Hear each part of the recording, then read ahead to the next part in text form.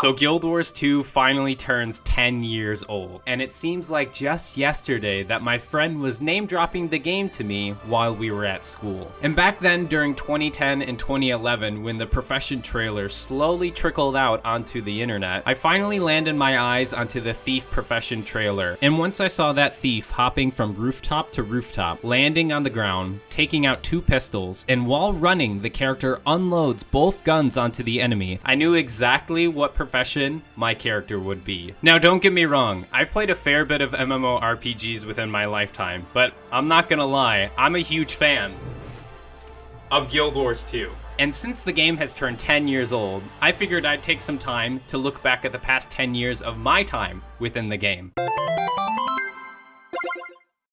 My first experience of playing Guild Wars 2 was back in the betas of June 2012. It was there when I got my character up to level 9 or so within Queensdale. I remember the dynamic open world event system was one of the first moments in the game that blew my mind. If you went to one of the villages, 10 minutes later, you'd find that the village was under attack by centaurs. No other MMORPGs had these kinds of events happening within the game. The combat was so smooth. Gone were the days of MMORPGs where, as one of the ArenaNet developers quoted, I swung a sword again. Hey, I swung it again, that's great. That kind of slow and uninteresting combat system doesn't exist within the world of Guild Wars 2. Time to actively dodge and get out of the way of enemy attacks. Hats off to ArenaNet. Thus far, out of all the MMORPGs that I've played, Guild Wars 2 has the best combat system to date. Like all betas in video games, it came to an end, but finally, after several months, the launch of the game came on August 28th, 2012. However, if you pre-ordered the game, you could actually play it 3 days earlier, and thus, on August 25th, 2012, I made my first official character within the game, and of course, I rolled a thief. And even 10 years later, I still play this same exact character, although he does look a little bit more different. We'll get to that in a second. The launch of Guild Wars 2 also marked the day where I stayed up all night playing the game. The sun ended up rising, and I figured around 7:30 or 8 in the morning that it was time to go to sleep. It's crazy because back then, I was 16 years old, and now I'm 26 years old. So a fair bit has changed within Guild Wars 2 and my life since then. My character has gone through various different looks within the game. We may enjoy professions, combat systems, and maybe the dynamic event system, but we all know that a majority of us play MMORPGs to dress up and make our characters look specific ways. So let's go ahead and take a look at the last 10 years of my Barbie simulator. Introducing 10 years of Moopliss's drip check. And apologies, a lot of these are screenshots. I could barely run the game on my old PC back in the day, but once the Heart of Thorns era comes through, we'll have some footage to look at. At level 1, my first outfit started with the starter gear. I had a hood to wear back in the day, and of course, my signature Justin Bieber hairstyle sat happily on top of my character's head. Slowly, I got more gear, and eventually, I had myself a pretty cool looking rogue outfit. It had vibes of stealth, danger, and emo. Soon, I joined the Order of Whispers, where I became friends with Tybalt Leftpaw. After a quick detour of begging many players in the original Guild Wars game for their mini-pets, I soon had enough Hall of Monuments points to obtain the Fiery Dragon Sword. Jumping back into Guild Wars 2, Tybalt did what he had to do. Rest in peace, my friend. Every time I take a look at an apple, I'll think about you.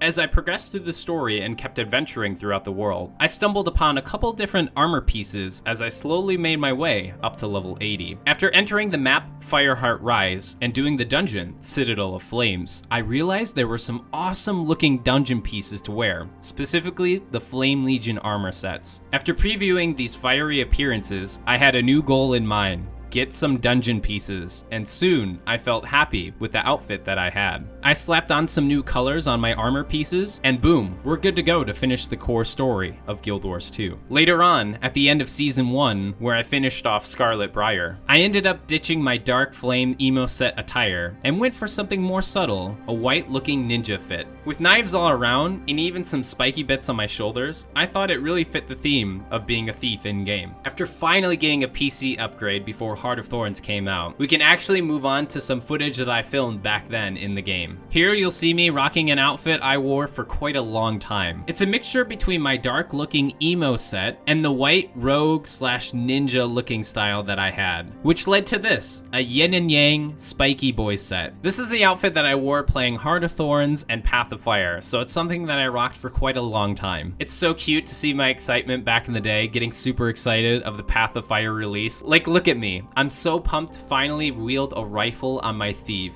After playing through Path of Fire and of course logging back into the game every now and then to play all the Living World releases, I actually didn't play much of the game. When I found myself getting back into a Guild Wars 2 vibe, I had blue dreadlocks in real life, and I didn't quite feel like I felt similar to my character's fit and appearance, and thus the blue dreadlock hippie outfit came to blossom on my character. Finally, after some time, I've come back to my original looking hair color, or as close as I can get, but I also have a new appreciation for harem pants when the colder months are among us. Thus brings us to my character's outfit today, and the only thing that End of Dragons actually changed was my cape. I played a lot of Dragon's End to walk around with that neat looking water dragon cape. And it's very interesting to look back these past 10 years and see the different appearances that my character had within the game. I could actually tell a lot about myself and how I felt in real life based on how my in-game character looked. Now that it's officially been 10 years, and I look back at some great moments I had in the game, such as playing through the whole story on my thief that I made so long ago, jumping into PvP matches with my friends who I managed to pull back into the game, where we found ourselves dancing at the end of every other match that we won, or even the days of me wanting to run around the game as iconic NPC characters, which began my journey of replicating so many characters in-game, or even the closest memory I have, where I finished playing through End of Dragons all by myself, and I sat there listening to the song that plays as the story of the Elder Dragons comes to an end. The community of Guild Wars 2 knows that a brand new chapter of the game is upon us. With the Age of Dragons being a key theme for the game, now we went up against all of them. So it'll be interesting to see what story ArenaNet brings to the table. Even though the combat, story, and overall atmosphere of the game has been a great experience, the best part of MMORPGs is playing with other people, whether it's random gamers you stumble upon while adventuring, or real life friends that you've been able to talk into installing the game. I want to give a massive shout out to all the people that I've played Guild Wars 2 with within the past 10 years. If I actually know you in person,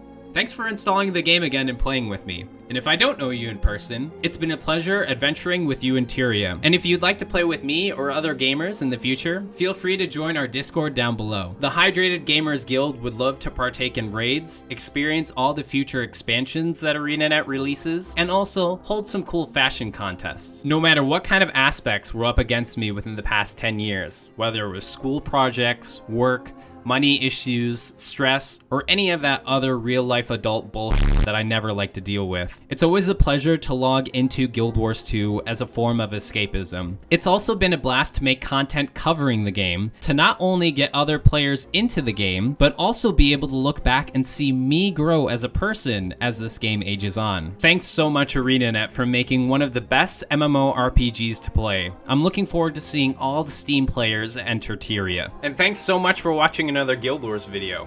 As always, stay hydrated, gamers.